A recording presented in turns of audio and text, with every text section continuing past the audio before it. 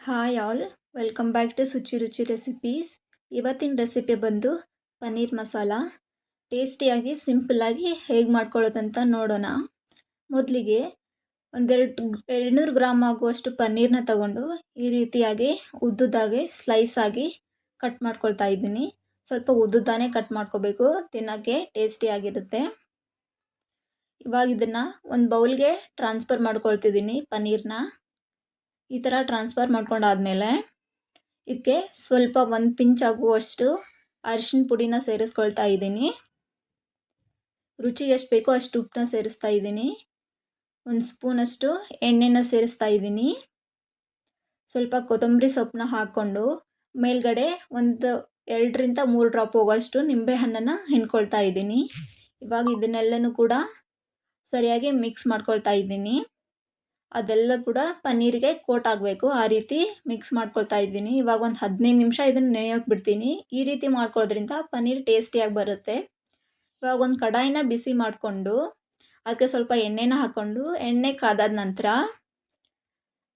ಇವಾಗೇನು ನಾವು ಪನ್ನೀರನ್ನ ಇಟ್ಕೊಂಡಿದ್ವಲ್ಲ, ಆ ಪನ್ನೀರನ್ನ ಕೂಡ ಇದಕ್ಕೆ ಸೇರಿಸ್ಕೊಳ್ತಾ ಇದ್ದೀನಿ. ಇದನ್ನು 1-2 ನಿಮಿಷ ನೀಟಾಗಿ ಫ್ರೈ ಮಾಡ್ಕೋಬೇಕಾಗತ್ತೆ. ಈ ರೀತಿ ಮಾಡೋದ್ರಿಂದ ತುಂಬ ಸಾಫ್ಟಾಗಿ ಬರುತ್ತೆ ಪನ್ನೀರ್ ಮತ್ತು ಟೇಸ್ಟಿ ಆಗುತ್ತೆ.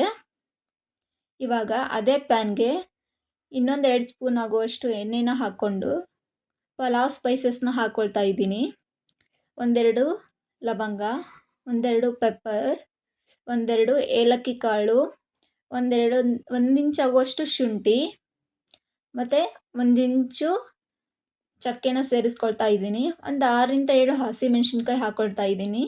ಒಂದು 6-7 ಎಸಳಷ್ಟು ಬೆಳ್ಳುಳ್ಳಿನ ಹಾಕ್ಕೊಳ್ತಾ ಇದ್ದೀನಿ. 7-8 ಗೋಡಂಬಿನ ಸೇರಿಸ್ಕೊಳ್ತಾ ಇದ್ದೀನಿ.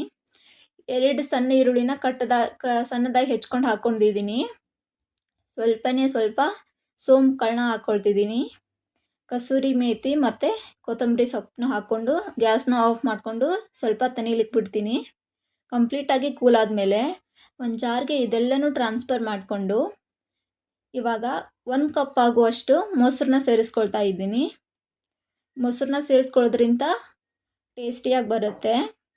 ಇವಾಗ ಇದನ್ನೆಲ್ಲ ಪೇಸ್ಟ್ ಮಾಡ್ಕೊಂಡಿದ್ದೀನಿ. ಸ್ಮೂತಾಗಿ ಪೇಸ್ಟ್ ಆಗಬೇಕು. ಈ ರೀತಿ ಪೇಸ್ಟ್ ಆದ ನಂತರ ಮತ್ತು ಒಂದು ಕಡಾಯಿಗೆ 1-2 ಸ್ಪೂನ್ ಆಗುವಷ್ಟು ಎಣ್ಣೆನ ಹಾಕ್ಕೊಳ್ತಾ ಇದ್ದೀನಿ. ಎಣ್ಣೆ ಬಿಸಿ ಆದ ನಂತರ 1-2 ಪಲಾವ್ ಎಲೆ, 1-2 ಏಲಕ್ಕಿ, 1-2 ಲವಂಗ, 1 ಸ್ಟಾರ್ ಅನಾನಸ್ಸು ಹಾಕ್ಕೊಂಡು ಫ್ರೈ ಮಾಡ್ಕೋಬೇಕಾಗುತ್ತೆ. ಆಮೇಲೆ ಸ್ವಲ್ಪ ಅರಿಶಿನ ಪುಡಿ ಹಾಕ್ಕೊಳ್ತಾ ಇದ್ದೀನಿ. 1 ಟೀ ಸ್ಪೂನಷ್ಟು ಗರಂ ಮಸಾಲ, 1 ಟೀ ಸ್ಪೂನಷ್ಟು ಧನಿಯಾ ಪೌಡ್ರು, 1/2 ಟೀ ಸ್ಪೂನಷ್ಟು ಜೀರಾ ಪೌಡ್ರನ್ನ ಹಾಕ್ಕೊಳ್ತಾ ಇದ್ದೀನಿ. 1 ಟೀ ಸ್ಪೂನ್ ಆಗುವಷ್ಟು ಅಚ್ಚ ಖಾರದ ಪುಡಿನ ಸೇರಿಸ್ಕೊಳ್ತಾ ಇದ್ದೀನಿ. ಇವಾಗ ಇದೆಲ್ಲವನ್ನು ಈ ಎಣ್ಣೆನಲ್ಲೇ ಫ್ರೈ ಮಾಡ್ಕೋಬೇಕಾಗತ್ತೆ. ಇವಾಗ ರುಬ್ಬಿಟ್ಕೊಂಡಿದ್ವಲ್ಲ ಮಸಾಲಾನ, ಅದನ್ನು ಈ ಎಣ್ಣೆಗೆ ಸೇರಿಸ್ಕೊಳ್ತಾ ಇದ್ದೀನಿ. ಸ್ವಲ್ಪ ನೀರು ಹಾಕ್ಕೊಳ್ತಾ ಇದ್ದೀನಿ. ಈ ಥರ ಹಾಕ್ಕೊಂಡು ಫ್ರೈ ಮಾಡ್ಕೋಬೇಕಾಗುತ್ತೆ ನೀಟಾಗಿ. ಇದೆಲ್ಲನೂ ಕೂಡ ಮಿಕ್ಸ್ ಮಾಡ್ಕೊಳ್ತಾ ಇದ್ದೀನಿ. ನೋಡ್ತಿರ್ಬೋದು, ಈ ರೀತಿ ಎಲ್ಲ ಮಿಕ್ಸ್ ಆದಮೇಲೆ ಸ್ವಲ್ಪ ಕನ್ಸಿಸ್ಟೆನ್ಸಿ ನೋಡ್ಕೊಂಡು ನೀರನ್ನ ಹಾಕ್ಕೋಬೇಕಾಗತ್ತೆ. ಜಾಸ್ತಿ ತೆಳುವಾಗಬಾರ್ದು, ಸ್ವಲ್ಪ ಗಟ್ಟಿನೇ ಇರಬೇಕು. ಇವಾಗ ರುಚಿಗೆ ಎಷ್ಟು ಬೇಕೋ ಅಷ್ಟು ಉಪ್ಪನ್ನು ಸೇರಿಸ್ಕೊಳ್ತಾ ಇದ್ದೀನಿ. 1 ಕಪ್ಪು ಬಟಾಣಿನ ಸೇರಿಸ್ಕೊಳ್ತಾ ಇದ್ದೀನಿ. ಫ್ರೈ ಮಾಡಿಟ್ಕೊಂಡಿರುವಂಥ ಪನ್ನೀರ್ನು ಕೂಡ ಸೇರಿಸ್ಕೊಳ್ತಾ ಇದ್ದೀನಿ. ಇವಾಗ ಇದನ್ನೆಲ್ಲನೂ ಸರಿಯಾಗಿ ಮಿಕ್ಸ್ ಮಾಡ್ಕೊಳ್ತೀನಿ. ಈ ಥರ ಮಿಕ್ಸ್ ಮಾಡ್ಕೊಂಡಾದ್ಮೇಲೆ ಸ್ವಲ್ಪ ಕಸೂರಿ ಮೇಥಿನ ಇದ್ರ ಮೇಲೆ ಹಾಕ್ಕೊಳ್ತಾ ಇದ್ದೀನಿ. ಕಸೂರಿ ಮೇಥಿ ಹಾಕೋದ್ರಿಂದ ಒಂದು ಒಳ್ಳೆ ಫ್ಲೇವರ್ ಬರುತ್ತೆ, ಅದು ತುಂಬ ರುಚಿ ಕೊಡುತ್ತೆ. ಈ ಥರ ಹಾಕ್ಕೊಂಡು ಒಂದು 5-6 ನಿಮಿಷ ಇದ್ರ ಲಿಡ್ ಕ್ಲೋಸ್ ಮಾಡಿಕೊಂಡು ಫ್ರೈ ಮಾಡ್ಕೊಳ್ತಾ ಇದ್ದೀನಿ. ನೋಡ್ಬೋದು, ಇವಾಗ ಫ್ರೈ ಆಗಿದೆ. ನೋಡಿ, ಮೇಲ್ಗಡೆ ಎಲ್ಲ ಎಣ್ಣೆ ಬಿಟ್ಕೊಂಡಿದೆ. ಈ ರೀತಿ ಎಣ್ಣೆ ಬಿಟ್ಕೊಂಡ್ರೆ ಮಸಾಲ ಎಲ್ಲ ನೀಟಾಗಿ ಫ್ರೈ ಆಗಿದೆ ಅಂತ ಅರ್ಥ. ಇವಾಗ ಇದಕ್ಕೆ 1 ಸ್ಪೂನಷ್ಟು ಫ್ರೆಶ್ ಕ್ರೀಮ್ನ ಸೇರಿಸ್ಕೊಳ್ತಾ ಇದ್ದೀನಿ.